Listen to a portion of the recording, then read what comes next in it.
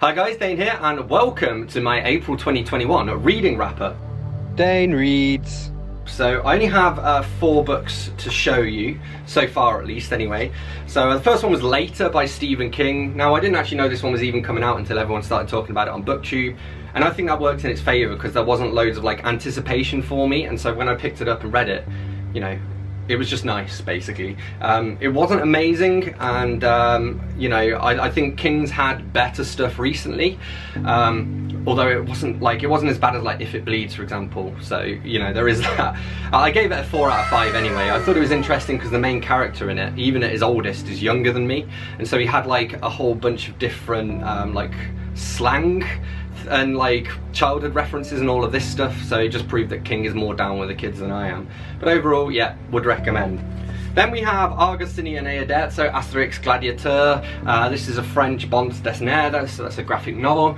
And yeah, this follows Asterix and Obelix as the village bard is kidnapped to be given as a gift to Caesar. So Asterix and Obelix go off to save him.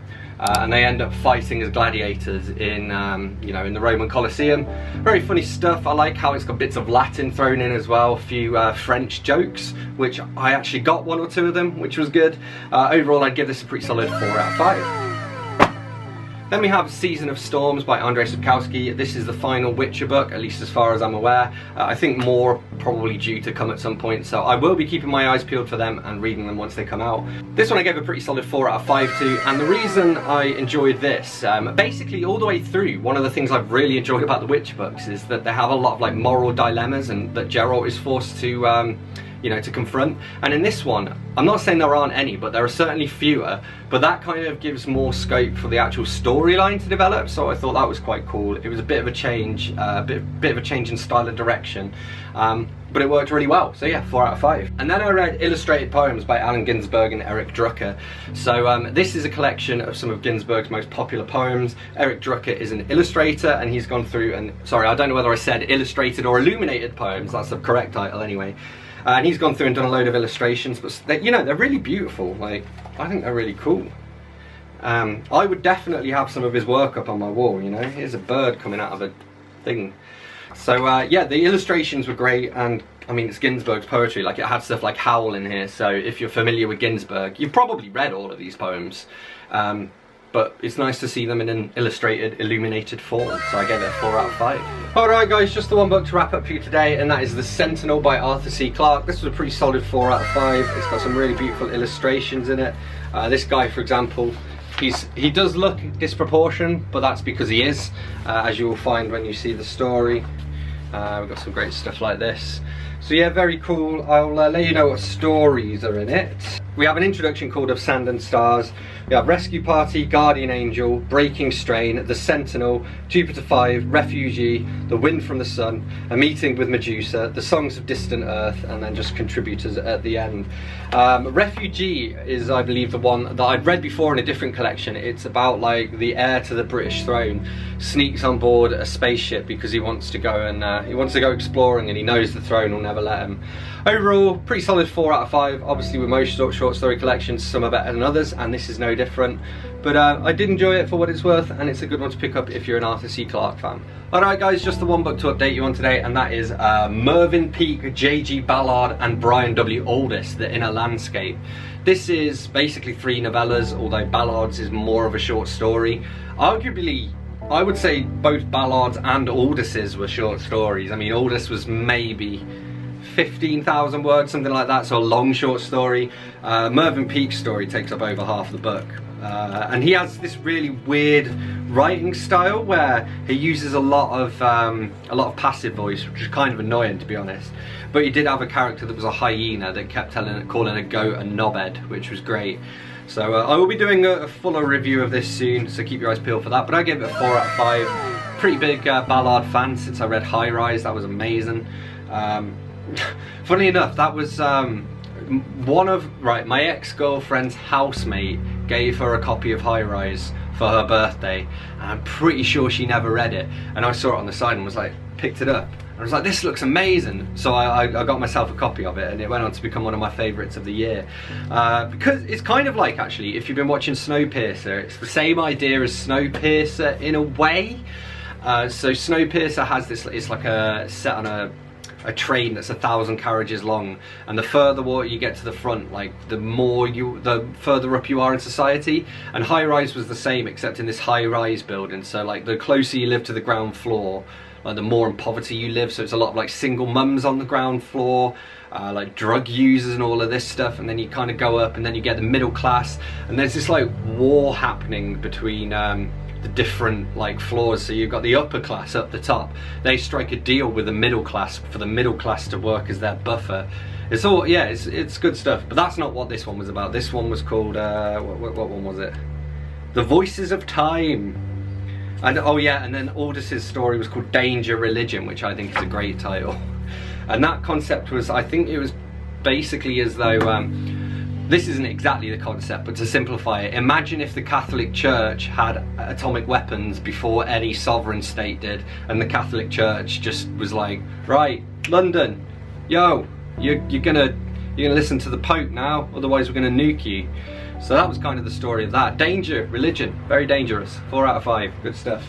Alright guys, just the 2 books to wrap up for you today. The first one of those is Cat on a Hot Tin Roof by Tennessee Williams. I gave this, I think, a 5 out of 5, if not it was a 4.5 out of 5. It was very good.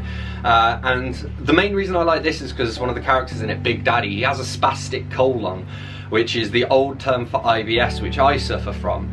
But my anxiety is constantly telling me that my IBS is actually cancer. And it turned out Big Daddy did have cancer. So yeah, I think that's probably why I related to it a lot. There's a film as well, yeah, with Elizabeth Taylor and Paul Newman, so I might check that out at some point. But just reading the play alone was fantastic. There was also the Broadway version of the final act, because that was slightly different to the original version. So it was cool to read both of those and sort of examine the similarities and differences. And then I read I Know Why the Caged Bird Sings by Maya Angelou. So this was a 4 out of 5. I think it's her first volume of autobiography. Very well written. You can tell that she's a poet just from the way she uses language. And actually it's really interesting to me how she can like switch so easily between like I guess what she would call like Negro Creole and proper English or whatever. So she'd say like you know, sometimes if she was in school, she would say like, you know, sometimes bad things happen. Whereas if she was out on the street, she'd say, it do be like that sometimes. And I just thought that's really interesting. Also, I mean, this is a trigger warning to shit, like she got sexually assaulted by a stepfather essentially, and then he was killed. There's a lot of like lynchings and stuff happening just on like the periphery, because I mean, she was young. Well, like when the outbreak of the Second World War was covered, for example. So there was still a lot of racism in America. Obviously there still is a lot of racism in America, but like really bad segregation era racism and lynchings and all of that stuff. I like to think we're not quite that bad these days, although, you know, Eric Garner, George Floyd, yeah. But yeah, 4 out of 5 would recommend. Yeah, like let's see, we've got Isaac Asimov, Ray Brad. Well, I'll read you the full list, might as well. So, and it's all alphabetical by author surname. Hollis Alpert, Isaac Asimov, Ray Bradbury, Hal Draper, Howard Fast, Henry Gregor Felsen, Ian Forster, Richard Goggin, Herbert Gold, Frank Herbert, Rudyard Kipling, Alan Nelson, Frederick Pohl, Idris Seabright, Evelyn Smith, Theodore Sturgeon, and William Tenn. So yeah, some really good stuff, I guess, with a you know, short story anthology of sci-fi. It's always going to be a little bit hit and miss, but the ones that really hit for me, and there were some really interesting ideas in here. Like one of them, there was somebody had a Religion of the Month club, which made me chuckle. But yeah, overall probably 4 out of 5 for this one. Hello everybody, got a few books to wrap up for you. The first one of them has gone missing. So I read, what was it called? Good start. It was by Bill Bryson, and it was called The Lost Continent, and it was travels across America. It's basically him going around small town America. It's pretty dated now. It was published the year I was born, so 89. And he was raging about Ronald Reagan being president, being like, oh, we have an entertainer in the White House and he's useless. And then at a later point he was like, oh, there's this new guy in New York who keeps buying all these buildings and putting his name on them, and I'm sick of seeing Trump Towers. And I'm like, Bill, if only you knew what was coming, mate. So yeah, overall probably a 4 out of 5, entertaining travel writing. I just wish I knew where the book had gone. I finished reading it at Susie's and then brought it back. I mean, it might be hiding in my rucksack somewhere, but hang on, let me go and have a look. I do think I remember taking it out of my rucksack and putting it somewhere. I just don't know where. I can't find it for the life of me. which is annoying because I tabbed it out to do a review, and so obviously, I mean, until I find it, I can't do that review. But yeah, I finished reading that. Then I read that was a 4 out of 5, I can't remember if I said. Then I read It's a Punderful Life by Gemma Correll, and this is just a lot of like visual puns. So we have like gangster raps there on the front, and Sweet Tooth, which is, you know, unreliable sources. We have a blunt pencil. Yeah, actually that outfit does make you look pretty fat. So just a lot of these like cute little drawings. She previously wrote a book called, I think it was like A Pug's Guide to Dating, which I believe I must have given it to one of my exes at some point. And then, yeah, like when we broke up about 3-4 years ago, they like pointedly left this book behind so that I'd see it. And I was like, oh, cool. So I read it and it was pretty good. So Gemma Correll was pretty cool, man. I would recommend getting her stuff if you see it. She's got a really cute little art style and a good sense of humour. So 4 out of 5 for that. Then I finished reading my bedtime book, which is this beast, How Not to Die by Dr. Michael Greger, MD, with Gene Stone. So Dr. Michael Greger is a nutritionist, and basically this builds mostly on the results of the China study, although it's kind of all other different studies as well. And it looks at the foods you want to eat if you want to have like a long life. So How Not to Die from Heart Disease, for example, is the first one. Biggest killer in the United States. And basically, best way, eat a whole food plant-based diet, mate. So vegan power, you know, that's kind of why I read it as well. Like it has actually pushed me to eat more whole food plant-based though. So like more nuts, more cooking stuff from scratch rather than ready meals, and fewer like Oreos and all that kind of stuff. Lots of berries. One thing I did learn is that the more colourful a food is, the better it is for you. So like red onions are better than white onions, red cabbage better than white cabbage, etc, etc. Red grapes better than green grapes, and that's to do with like the antioxidants levels. But there's a bunch of other stuff as well. I mean, heart disease is the biggest killer in the United States, and that's all entirely down to diet essentially. So I believe, I think it was like the US FDA or whatever, somebody anyway, one of the bigger agencies in the States, has got their list of the biggest killers in the United States, and number 1 is diet, number 2 is smoking. So that's how bad it is. It's like, you know, there was even bits in this where it was like, yeah, so if you smoke, obviously the best thing for you to do is quit, but if you do switch to a whole food plant-based diet, you will still live longer than if you if you quit smoking but carry on eating the same as you do. You know, you'll live shorter than if you carry on smoking but switch your diet. That's how like important diet is. And it's literally like the tens of millions of lives would be saved around the globe each year if people didn't eat ridiculously. So I thought it was really fascinating. I will say it looks scarier than it is because, yeah, here we go. All of this here, all of that is his notes and sources. But that's also reassuring because you know he's done his homework, you know. So I gave this a 4 out of 5, and as I say, I read it as my bedtime book over the period of a month or 2, and I would heartily recommend.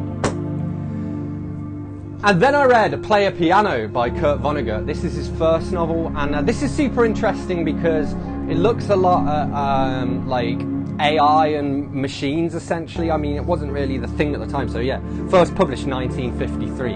And it's kind of about like the next industrial revolution, which arguably is what we're going through at the moment with so many robots and AI algorithms and stuff taking over our jobs and society. And actually I just watched earlier today a documentary on Netflix called Coded Bias, which I would recommend checking out. And there are like themes from that documentary that was shot last year that are in this book from 1953, so I thought that was really cool. Really well written as well, and it's Vonnegut, man, he's great, so 4 out of 5, so that's where we're at. Alright guys, just the one book to wrap up for you today, and that is Go Set a Watchman by Harper Lee. This is like the, I don't know, people kind of love to hate this one because there were some rumours that Harper Lee didn't necessarily want it published. I've also heard it described as like an early draft of To Kill a Mockingbird, but I mean it's set 20 years afterwards. We get to sort of see what happens to the characters as they grow up. I mean, there is some stuff that happens back in the past as well. Atticus is a little bit older and he's a bit of a racist in this. But I don't know, I found it quite realistic at least anyway. I mean, I did think the second half of it dragged a bit because the second half was basically just people being horrible and then Scout being horrible to the people being horrible. So everyone just sort of all hated each other really. But it was okay. I mean, I think, I'm glad that I read it anyway. I would give it probably like a 3.5 out of 5, whereas To Kill a Mockingbird is a 5 out of 5. This was never going to live up to it anyway, but for what it's worth, I mean, it's worth reading, I think. I mean, maybe, again, just do a little bit of research for yourself to see Harper Lee's own thoughts on it, because, again, I've heard that she was, like, near death, didn't really know what was going on, and was, like, being pressured to sign contracts and stuff, so that's some sketchy business.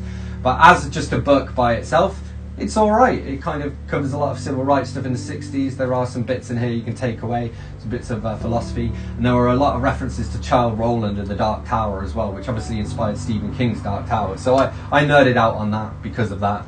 But yeah, 3.5 out of 5. Hello everybody, apparently I forgot to do a quick wrap-up bit for The Desardi Experiment by Frank Herbert.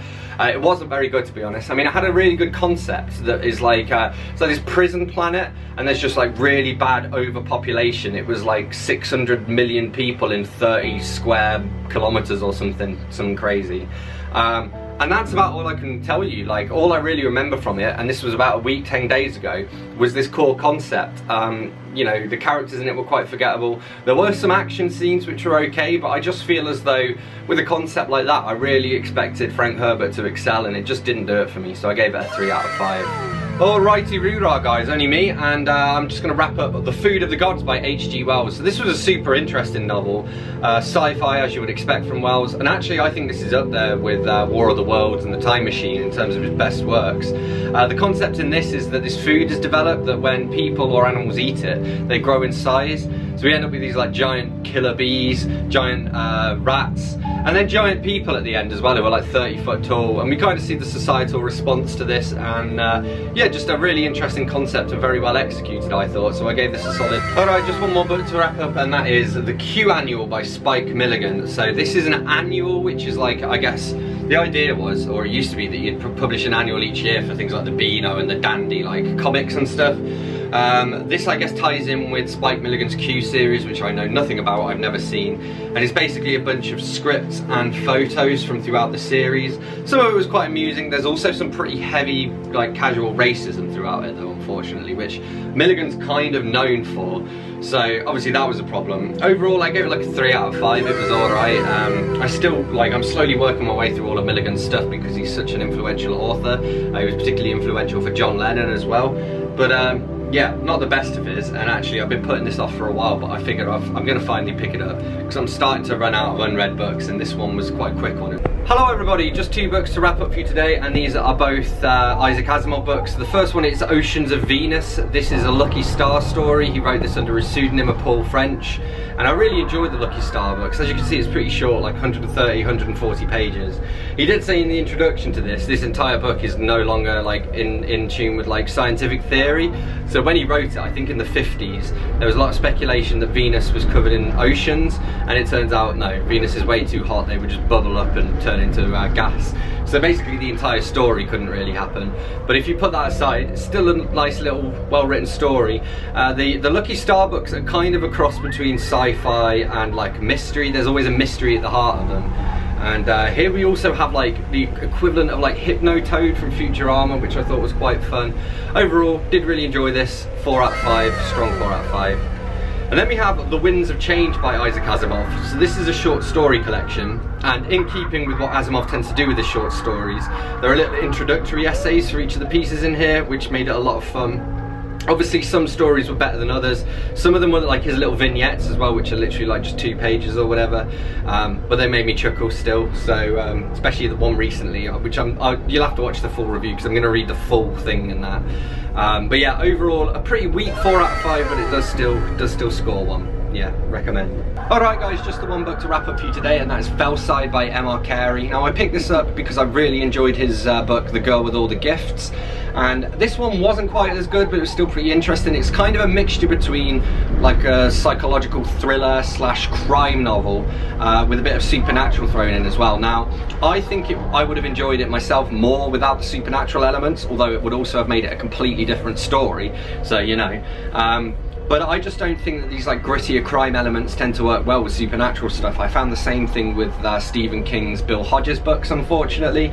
Having said that, it was still a pretty good read. I just would have taken out all of the supernatural stuff, made it about 100, 150 pages shorter, and I think it probably would have been a 4.5 out of 5. But as it is, I'm just going to give it Hello, 2 books to wrap up for you today, and these are weird ones. First up we have The Adventures of the Six Napoleons and Other Cases by Sir Arthur Conan Doyle.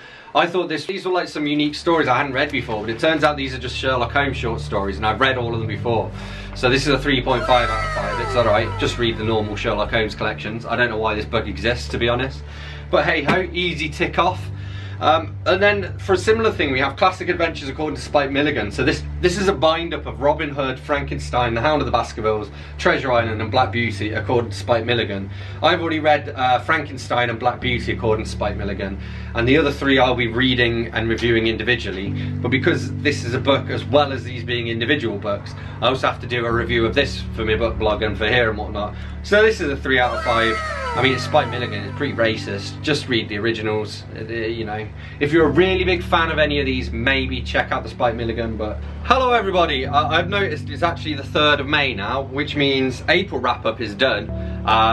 So, yes, thanks a lot for watching. Let me know in the comments if you've read any of these books, and if so, what you thought of them. Hit that like button if you've enjoyed this video, hit that subscribe button for more, and I will see you soon for another bookish video. Thanks a lot, bye-bye.